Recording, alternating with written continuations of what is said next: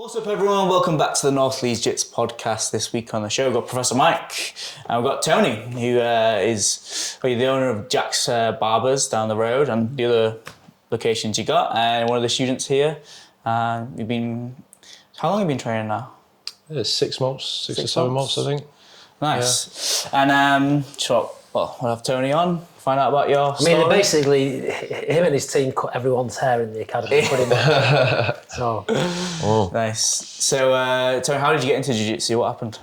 Well, originally when we was opening up Jack Street Lane and I drove past, I seen the Gracie bar on the street and I was like, that looks ideal. That looks perfect for me. Do you know, being so close to work? So I've always travelled quite far for training, so I don't mind doing. And then I just started to hear about the reputation, the community. I thought I'd give it a go. Just gonna move this down a little bit for you.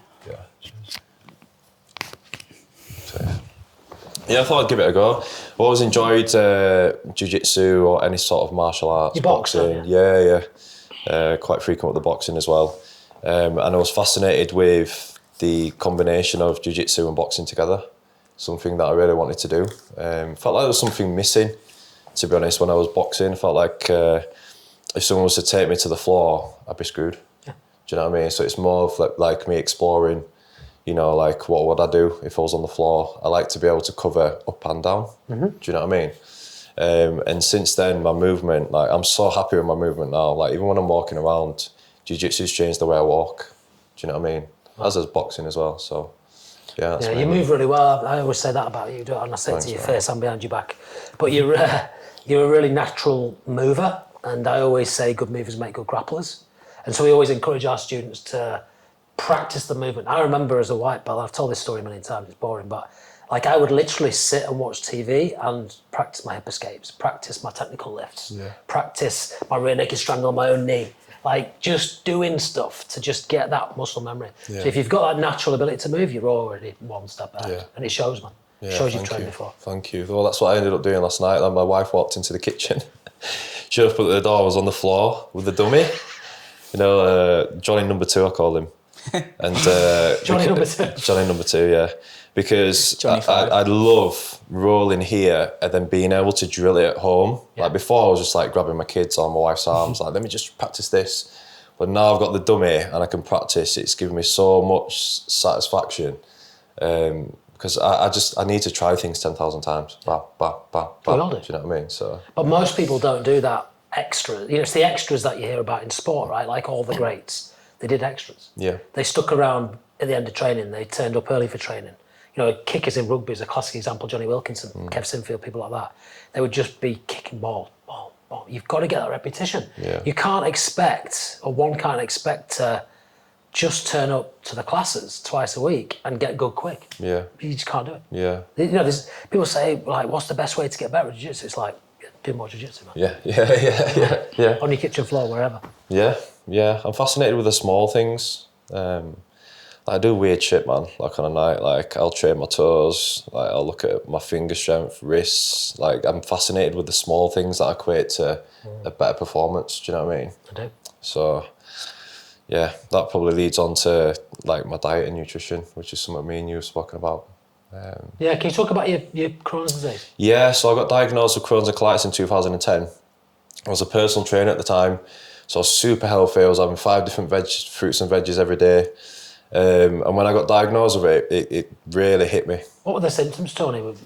Passing blood, going to the toilet a lot, stomach cramps, fatigue, really bad fatigue. I was told I'd never work a full-time job, really? Let alone run a business and do everything I'm doing now. So, wow. Yeah, it was quite a hit. But I realised it was genetic. Oh, is it? There's nothing I could have done, because one of those type of people that I look back at patterns and I'm like, well, how have I caused this? Do you know what I mean? And once I realised that it was just genetic, I just went about trying to fix it.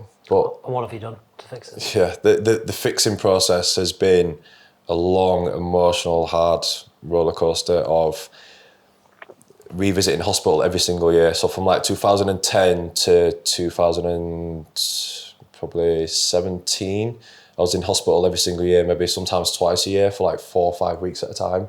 And it was really disheartening, really, really disheartening. And because of my bodybuilding background, and I was already watching what I ate and I was already measuring everything. So basically I just did an experiment on myself, right?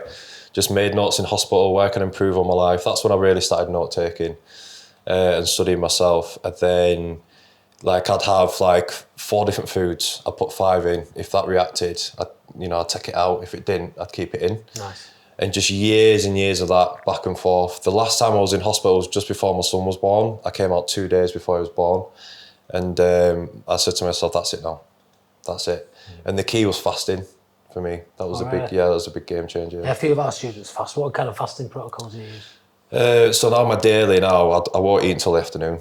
Right. I don't, like even when I trained yesterday, I did the afternoon class. I didn't eat till 5 o'clock in the afternoon. Just had a protein shake. That was it. And then what do you must have to eat a lot of calories in the evening to kind of get your calories up. You're a big guy as well. Yeah, but I don't go crazy. I eat like salmon, rice, a lot of veg, a lot of olive oil. So a lot of fats. I get my calories in via my fats. Yeah. That's the way I found around it. Yeah, very. So that's the way I found is agreed with me the best, really. And then towards the end of the week, I'll start eating a little bit more, and then I'll back off. So basically, I realise now that if I like, say for example, my birthday coming up in July, if I want to have some chocolate on that day, I'll do 2 weeks of healing to have that one day, and then I'll go straight back to healing again. Right. Do you know what I mean? So I've worked out how many days it takes to have that one thing. Wow. Do you fast, T? No, I used to do a lot of intermittent fasting where I wouldn't eat till about, I'd do like a window between like 2 to 8 p.m. Yeah. I did that for about 2 years, but how did I get off that? I think, it's when I went travelling actually, I think I stopped doing that, and then life's a bit too crazy to be trying to stick to any one schedule. Where did you first kind of encounter some like combat sports or conflict in your life? I've always been interested in it. I got into boxing when I was like 16.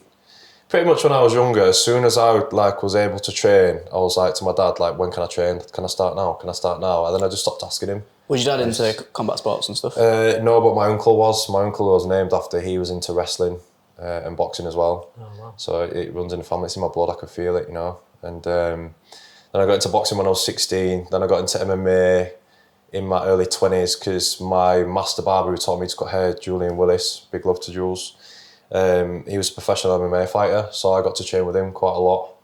Then I went to Thai boxing, tried my kicks, then I went into no-gi, and then just figured out what I liked really, do you know what I mean? And now we're at boxing and jiu-jitsu gi, and that's my happy place, Did you grow up with siblings? Yeah, 2. Did you scrap a lot? Yeah, of course. Yeah, we still scrap now. We still scrap now, but that's... The youngest, or? I'm the eldest, yeah, which I'm grateful for because it gets you ready for life, I think. Too right. I really do. Well, you lead from an early age. That's the thing people don't understand. As the eldest sibling, I'm the eldest of 3. You naturally have to lead right from the beginning. Yeah. And so it just comes kind of natural, right? Going out there and doing it. Yeah, it does. And my youngest brother in particular, he's a really, really good boxer. So when me and him prat about, it gets more serious. But it's to me and my family, it's a way of us showing and expressing our love to one another. Like punching each other in the face. Well, yeah, because there's no better bond than when you've sparred with someone, right? 100%. You can't explain it. It's a shared adversity, mate. That bonds things like the military together, right? Rugby, jiu-jitsu communities. It's going through that adversity together. Yeah. And then having a hug at the end of it. It's it's primal. Yeah, almost. it is, and you're making each other stronger. So why wouldn't you do it, So, but now I've got my dummy, so I don't have to take it out of my family at home so much. Merry Christmas. Yeah. They're healing now. Yeah. So what did you want to be when you were growing up? Did you always knew you wanted to go into barbering? You were obviously a personal trainer for a while, as you said. Yeah, so I didn't really... I knew that when I was younger, whatever I wanted to do, I wanted to be the best at it. But in terms of barbering, I was at a crossroads between personal training and barbering. I didn't know which one I wanted to really commit to. And because I've been doing the barbering for longer, like I was like the 8-year mark and PT was only like 2 years in, that was closer to mastering barbering. So I was like, do you know what? I can't escape it. Everyone keeps asking me for haircuts all the time. let me just concentrate on this one thing, and then here we are now. You know? And were you renting a seat at that point, or did you just cut in your mates' kitchens and then? I started out cutting my mates' hair at home, so like everyone used to mess each other's hair up all the time, and they'd say something to me like, "Oh, Tonie, Paddy's messed up size hair," and they'd all be laughing, and I didn't think that was funny. Do you know what I mean? So I was like, "Listen, give me the clippers." I used to do like a really nice one, neat all over. Do you know what I mean? And then my friend Howard, he used to bring his little brother and his friends to me, and basically his parents didn't know that I was doing all the haircuts, and we were going and spending their money, and they thought they'd been to the barbershop. And then it went from there. Then I fell in love with barbering when I visited an Afro-Caribbean barbershop called Union Barbers in Hyde Park with Jules and Cabs. Both my uncles, man. They're unbelievable people, and I'd never experienced banter before. I didn't even know what banter was before that. And then when I walked into a shop and I was seeing this guy who was like, he was doing jiu-jitsu at the time, and he was benching like 100 kilos, and he was just really funny. He had the whole room. He just captured the whole room. I was hooked. So I just used to go down every single day. I used to take him down some chicken and a bottle of pop because he used to moan that I didn't have much time to eat. And I'd sit at the back of the shop and I just chill there. That was when I was just like... watch, just observe. Just observe, in my spare time, when I left school. Right. And then it was just like, do you want to learn how to cut hair? And I was like, well, yeah, like, what do you earn? And like, 100 quid a day. And I was like, yeah, like, I'm in. And then it took another year and a half of me not earning anything. Jules used to sort me out some money every week just for expenses and stuff like that, my lunch. I used to travel, get the number 1 bus from Beeston and come over. And then eventually I could start charging. And then, never look back, really. Best thing I've ever done. Yeah, man. And you've got to have that apprenticeship, haven't you, I think, in anything. In jiu-jitsu, in barbering, in any walk of life. You know, people, unfortunately, the younger generations today want everything now because they've been brought up in Amazon Prime era, right? Beep and today. And they want, quote unquote, success, whatever that looks like for someone, without all the hard work. But it does take those sacrifices. It takes not getting paid. It takes sitting there and watching. It takes finding a mentor who's better than you and being humble enough to learn. Like, it takes all that to be there. Yeah. And now you're that person for others. Yeah. So when did Jack start and why did you open your own place? Good question. So Jack started when I left King Kobe. Really, I wanted to stay at King Kobe and build, but I feel like because I was moving so quick and I was like, everything that I was on my list, I was getting it done. Do you know what I mean? King Kobe? Is that the Corn Exchange, no? No, my cousin owns that one now, that barber shop. But King Kobe's no more, unfortunately. But it was an unbelievable period of time in my life. Like, it felt like it's like being in a rock band. It was crazy. Like, it was the time of barbering where it really blew up. Anyway, I left there, and when I heard about the arrival of my son, that was really when I wanted to do my own thing, and call it Jack's after my son. Do you know what I mean? But I didn't want to call it JACKSON. So I knew it wouldn't catch on, it needed to be something short. So I was like, no, Jack's JX, that'll catch, that'll look short, modern, do you know what I mean, crisp. So once Jackson was born, I think it was about 6 months after that, we were in the office with Charles Marden and Jeanette, his wife, who are business partners, been unbelievably supportive from the start. Had my son there, sat in a chair, and we signed an agreement and never looked back. It's been the most exciting 6 years, but it's been challenging because we've had COVID as well. Yeah, that's tough. Do you know what I mean? So COVID, it's like taking a big chunk out of that, at least 2 years out of that. Do you know what I mean? I was going to say 2 years. A lot of businesses say you've lost 2 years there that you have to kind of make back up. Yeah. Which means we've only been going for a year and a bit. Exactly. Yeah. We've been going 6, but really only 4. Yeah. But what we've experienced in that 6 years, personally and in business as well, has been crazy. For me and my wife, So. When you were thinking of the ideas of Jack's, what were you thinking about in terms of making it different from just other barbershops? I think I recognised from an early age that barbershop's quite an important place. A place where a lot of information gets shared, like you'd see a surgeon talking to someone who's on the streets selling drugs. Like, where else would you ever see that? Do you know what I mean? So I really wanted to create somewhere for the community where there's a vibe and people would come and leaving feeling a lot better about themselves.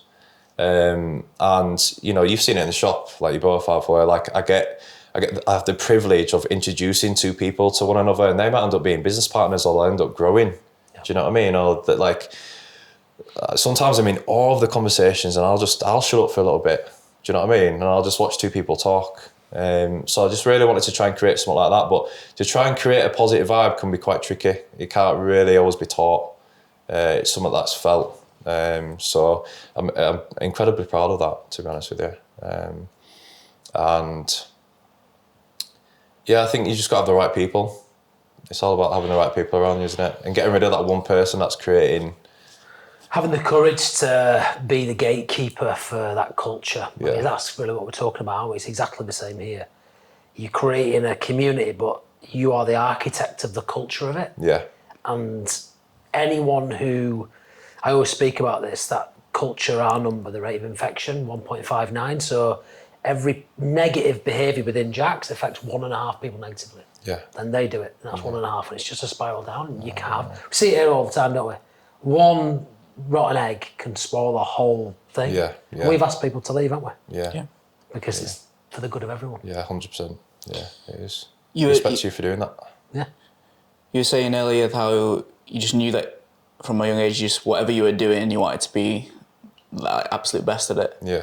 Like, how is that kind of a perfectionist trait? How does that affect you? So yeah, naturally I'm a perfectionist, but I feel like with me, and especially more so recently, I've honed down on this feeling of my ancestors have struggled so much to get me here to this point. I don't want to waste an ounce of it, right? So my grandma came over in the Windrush in the 50s to give me and my family the opportunity to thrive in this country, to make the most of opportunities. And also,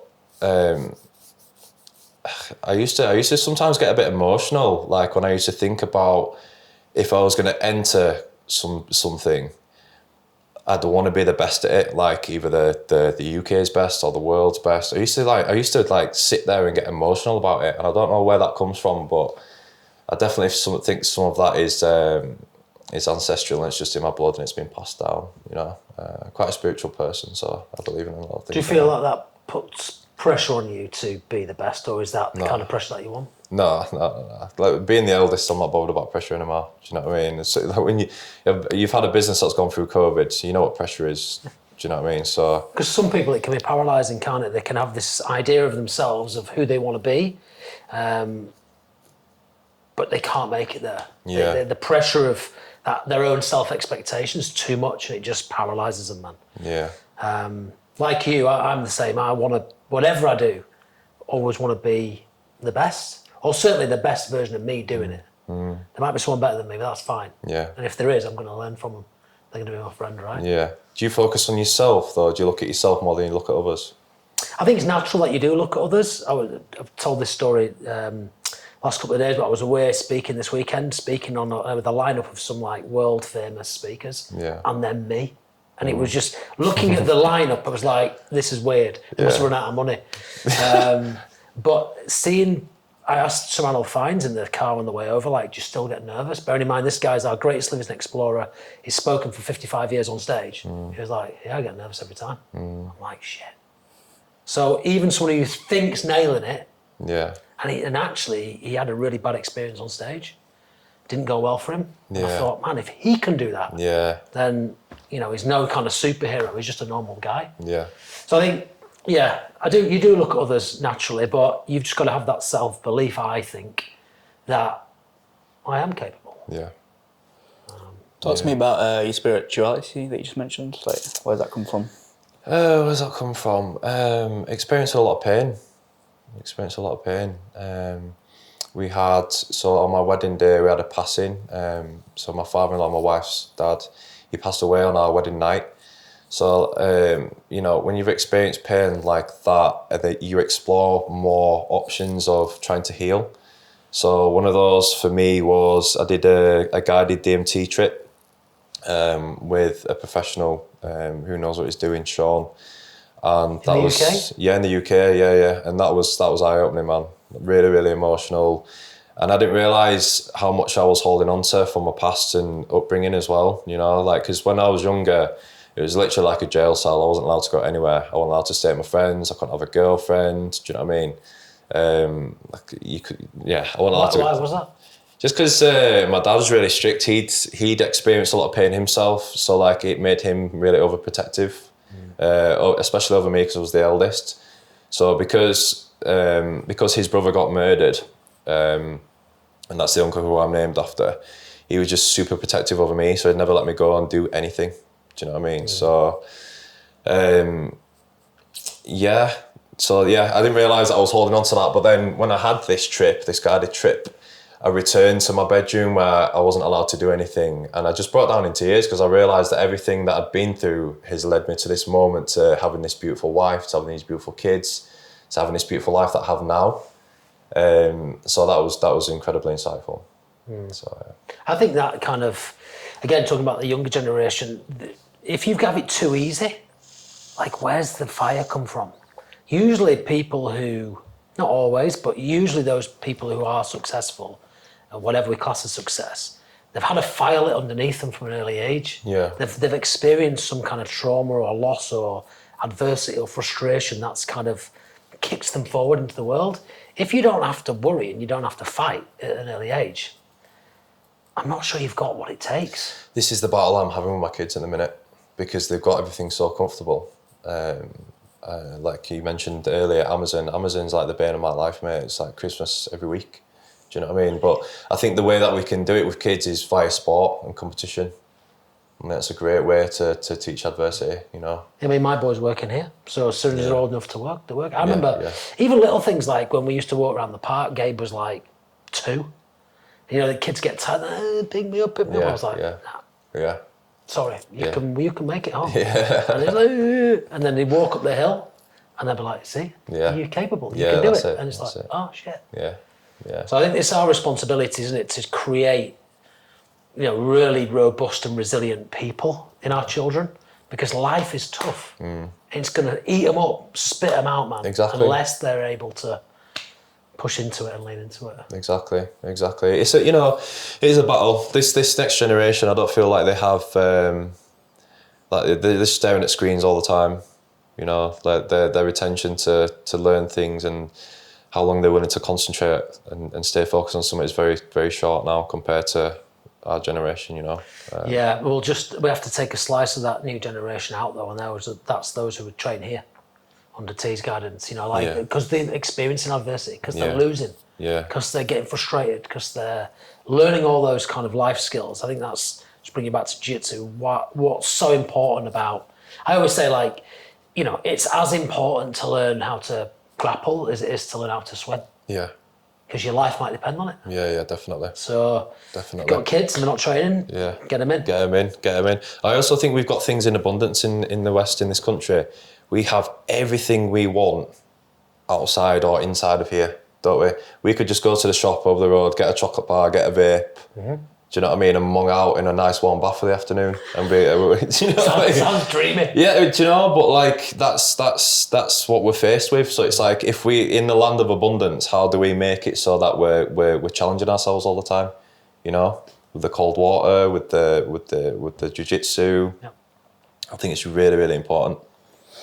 Have you found any challenges with people judging you before they get to know you? Because to look at you, you're a big guy, like heavily tattooed, but then to speak to you is very different. Like, you're very spiritual and all these kind of things, right? So have you had challenges with that before? Yeah, of course. Yeah, like being a man of colour, I've experienced that my whole life. Grew up in Yeadon. It wasn't very diverse. The buses wouldn't even take me to school. Do you know what I mean? Based on looks and appearance alone, you know? So obviously, when you add in face tattoos to the mix, that can it doesn't really help. But I try and just let my words do my talking in a sense. Do you know what I mean? Just and the way that I act towards people. And I've changed quite a lot. Like, I used to be quite an assertive person just because I was very confident, but I've had to back off of that a little bit based on like other people's reactions and my family telling me like, listen, we can't really talk to you, mate. Like, you just we can't have a conversation with you. Do you know what I mean? So yeah, I do have that, but then I see that as a challenge to try and connect with that person. I'm like, right, I can kind of see you're not sure of me because you might have met another person of colour with tattoos that might have not been that nice. Do you know what I mean? But I want to cross that barrier. I want to break those boundaries down and see how we can connect. And I often find that once I've had a conversation with that person and they've experienced the vibe that I bring, do you know what I mean? Like it's always appreciated. So I'd say so. So tell us about the tattoos then, man. Yeah, tattoos. I see it, it's an expression of art, isn't it? It's like barbering. Barbering's artwork, tattooing's artwork. And at first I got lost in the whole, like, right, I want to design my own tattoos when I was in hospital. Like, that's why I ended up getting an owl, because I feel like I experienced wisdom. I was getting wiser when I was in there, studying myself. But then really, once I moved to Kinkobe and everyone was heavily tattooed, I had a newfound respect for tattooists, and more for their style. So now I'll go to my tattooist now. I won't always know exactly what I'm going to get, but because I love their style, I'm like, just throw it on me. Where do you go? I go to Sneaky Mitch and Jay Kicks. So Jay Kicks has done my neck and my left arm, and then Sneaky Mitch has done my right arm, which is a cover-up, and my chest as well. But they mean a lot to me. But I do think that some of it, in a way, like my face tattoos, definitely the one on my left was me rebelling against my mum at the time, because she really pissed me off at one point, and I was like, do you know what? Like, I want this face tattoo, I'm gonna go get it. And I remember sitting in the car. Is this one, yeah, so it's SMB, that's my daughter's initials, and this one's the Jacks for my son. This one, my mum was sat in the passenger seat and I pulled my hat down like that, hoping that she didn't see it. Not very good. Yeah, no. So, but what did she say? She was horrified, she started crying. How old were you? That's a good question. It was only a couple of years ago. I must have been... An adult? 30 or so? Yeah, I was in my 30s. Yeah, I wasn't like young 20s. Mums are always mums, aren't they? No matter how old. Yeah. And to be honest with you, I kind of like, I found it quite funny, which is not nice on reflection. But yeah, I don't know. Yeah.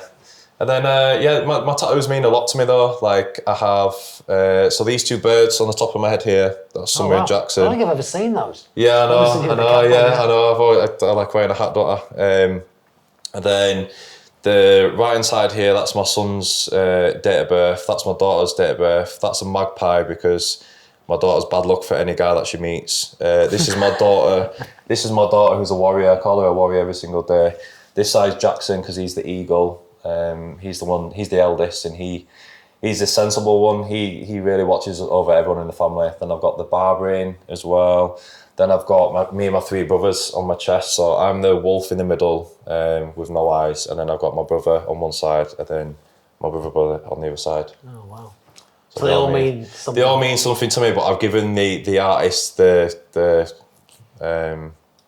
creative flow to do whatever they want on my body. Do you know what I mean? Because I trust them. Yeah, I might check them out because I need some cover-ups done. Yeah. It's hard to find a tattooist who's willing to do a cover-up. Yeah. That's why Sneaky Mitch, hail Sneaky Mitch for covering up this, because this was a really bad tattoo. You might be able to see it underneath there. That was a really bad tattoo with my mum underneath, and I got that covered up. And then the initials behind here is my wife and my mum. So yeah. I remember when I got the L for my mum that day, and she really pissed me off as well. And I was thinking, why the fuck am I getting this tattoo? But yeah, mums and mums. So, yeah. I've got a great relationship with my mum now though. It's a lot better. Because I kind of had this thing for a couple of years where I'm like, I'm just parentless, me. I've never relied on someone. Do you know what I mean? From an early age, I left home when I was 16. Me too. So I did, yeah. 16, big respect to you. So I've never relied on anyone. I never asked anyone for anything. No. The challenge with that is I got to a stage where everyone came to me to solve the problems. So someone dies, give Mike a ring. Someone loses a job, give Mike a ring. And it's like, who's looking after Mike? Yeah. Do you know what I mean? Like, who's looking after Tonie? Yeah. You know, you need someone. Yeah. You know, whether that's a community, that's a partner, your wife, like whatever. You need someone. Yeah. But like you, I had exactly the same. It wasn't my parents. Yeah. But it's fine, isn't it? Lights that fire. Yeah. Back on. Yeah. This weekend, let's talk about this real quick. Yes. British Open. Yeah. First competition for us. Yeah. You've competed before though, Nogi? Yeah, in Nogi, many moons ago. Where did you train? I trained at Scrambled, and I was training with Marco, and we were doing Thai boxing. And I used to do Thai boxing with Marco. Yeah, great guy, Marco. Yeah, I used to teach him. Yeah, really. Did you? Yeah. Really, really nice guy. And then I literally did like 3 weeks of training and then ended my first comp when I came second. And I really, really enjoyed it. Stayed really calm, headphones on. And then, yeah, here we are now. I've really wanted to get into competing here though, because I feel like it's something I need. Like for me, the fact that I get to savage someone and I don't get arrested for it. I'm like, yes. Do you know what I mean? That's why I played rugby for school. Yeah. But you could have a fight with the other school on a Saturday morning, but it was under the kind of heading of rugby. Yeah. Amazing. Yeah. So, yeah, I can't wait. I feel ready. In terms of style, I feel like I'm starting to get my style now, but I'm nowhere near kind of like the flamboyant type of stuff I really want to be doing. That doesn't feel like good, Joy, that you use the word flamboyant in jiu-jitsu. Oh, really? Okay. Yeah. Well, like it's just some of the stuff that just I want to entertain people on a roll. You know, when they're watching me in competition, I want to entertain myself when I'm watching back, and I want to entertain people that are watching. I want to do mad shit. Do you know what I mean? That's not like the norm. Do you know what I mean? That's just me as a person, man. That's well, it's an expression of art again. Yeah, exactly. That's my artwork, you know. So no, I respect anyone who's got like their own style. I mean, I just because it's a fight. Like my mind is, let's make sure we win. Do you know what I mean? More than anything else. So, but that's just my style. Like I'd rather be a little bit more cautious, a little bit tighter, and impose my will and beat someone in a fight, than do some kind of crazy backwards cartwheel pass and get caught in a triangle. Well, this is the balance that I've had to have here, out of respect for yourself, is learning what the boundaries are. Do you know what I mean? Especially at the start, like, should I be trying this? Am I okay? Like when I said to you, like, am I alright to do a cartwheel? And you can fucking try, mate. And I still tried it anyway, didn't I? Yeah, good on you, man. But you know, it's just. Well, you'll get away with that stuff earlier. Sometimes, unless you ensure you nail the fundamentals and understand that stuff, then it can catch you up, can't it? If you're kind of like a bit of not a one-trick pony, but like if you're just doing the crazy stuff, but you don't have good posture and you don't understand the grip fight, you can get caught the higher up the belt as you go. Well, that's kind of one of the reasons why I stopped recording just for a short period of time, because I was like, do you know what? I'm watching this back. It was good for me to study it because I love studying. Like all my boxing for years with Martin Bateson, big up Martin Bateson because I've got years of footage of me and him training together. So when I go and coach my kids, I've got all that footage, and I want the same with jiu-jitsu. And also it allows me to study myself when I get home. But then with the videos, I thought to myself, well, this is not all, like some of the stuff I'm doing here, I know it's not technically sound, so let me just drop the camera for a little bit, concentrate on that, and then I'll bring it back. And also being around like competition, I'm conscious of sharing too much. I don't really want someone going on there searching Tonie Browne on Instagram and seeing what I'm kind of up to. So that's why I've left it like closer to comp. I've not put anything up. Do you know what I mean? Because I don't want them to see where I'm at. And I do think I felt really good yesterday. Yeah, really good. Have you had a look at the bracket? How many people have you got in your bracket? Not in the new one, because I entered the. I've not told you since last week when you came in the shop. So I did enter the 88.3 kilos, and then since changed it because my weight just seems to go up. It seemed to go up from the stress of it. Yeah. Do you know what I mean? Yeah, as soon as I emailed them on the Monday morning. I said, look, guys, I think I'm in the wrong category. Can you push me up to the next one, which is 94 and below? And they just did it straight away. Yeah. Instantly, I just felt more relaxed. Good. And straight away, it showed on the scales. Like, I've been eating more food and I weigh less. Yeah. Do you know what I mean? But when I was stressed out and I was trying to cut it out, I was weighing more. And the worst thing you can do is turn up to a competition so tight on weight that you're not thinking about the competition, you're thinking about the scales. Yeah. That's the worst thing. Yeah. And I've been there, mate. And I've been there. I've never missed weight, but I've been close, like grams off. Yeah. So I think it's a good decision. If you're being stressed about it, just cut that stress out. Let's focus on the task. That's it. You're a big dude. You're 40, 94. That's fine. You can be faster than everyone else. Yeah. And you roll with big guys here, like Triple T and Johnny. Me. Triple T and Johnny. Yeah. Triple T and Johnny are something else. Like especially Johnny arriving every single week. On a Monday to train early with me. Honestly, I can't tell you how much that means to me. I'm obsessed with Johnny, to be honest with you. He'll be there as well, won't he? I think He will, competing, yeah. From the moment he walked into the barbershop, I was like, you are perfect. I don't know why, but I knew he was going to be my training partner for something. Do you know what I mean? And when I heard it was Jitz, I was like, well, I get to throw myself at you. I'm like, great. And then I used to find my roles with Johnny really, really difficult, really tiring, but I feel like my body's got used to the barring. Do you know? And also realising that Johnny does take it easy on people a lot. Yeah, like I didn't realise how easy he was going on me at one point until he like turned it up, and I was like, oh shit, you've been nice to me for. Yeah, the big guys, they do a good job, don't they? I mean, I was rolling with Tom Patterson last night. He literally threw me off him. Yeah. Like, threw me off. Yeah. I don't care how technically outside, someone bridges and launches you up, you're going. Yeah. I mean, you've got to remember sometimes they've got that in the locker. Yeah. Because you can lull yourself into a false sense of security in jiu-jitsu, can't you?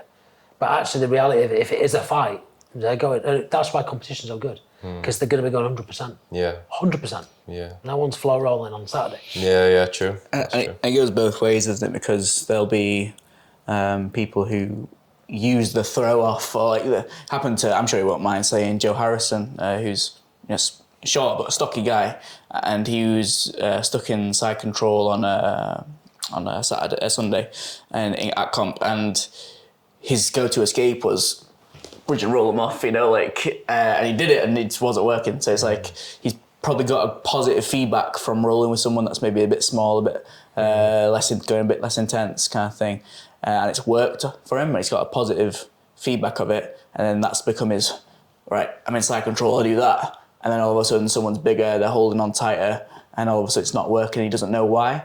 It can go the wrong way as well. Well, Johnny's a good example of that, you won't mind me saying. So Johnny's thing was he'd bridge into you, you'd push back, and he'd push you over the other side. That's fine until someone's able just to throw the hips low and just feel that movement of up and sink the hips, and then you're not going. Yeah. And you get stuck. So I think just having the technique to back up the strength is important, and the power. The power is something you can't teach, so it's a natural gift. You've got it. Johnny's got it. Tom's got it. We don't have it. Yeah, there's that. With that, I think that move's a particularly good one.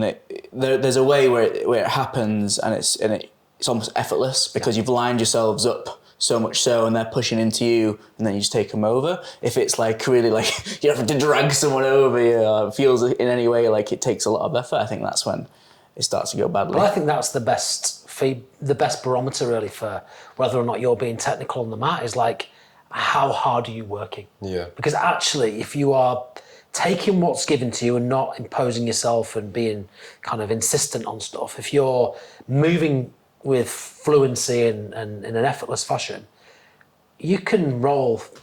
We did 10 5-minute rounds last night, like, no problem. Yeah. No problem. And then competition comes, and you've got 3 matches, 5 minutes, you can go 100%. Yeah. And smash them all. Yeah, I'm fascinated to see what that feels like. I'm just trying kind of like treating it as an experiment, as like throw myself in, whatever happens, and then just take from that and what I need to work on. Do you know what I mean? Yeah, because you can't control the outcome, right? We can only control the process. You've trained really hard, you made a good decision on your weight. So, if someone shows up in your first match and they're the best in Britain, you're going to lose. Yeah. But that's okay. There's no regrets.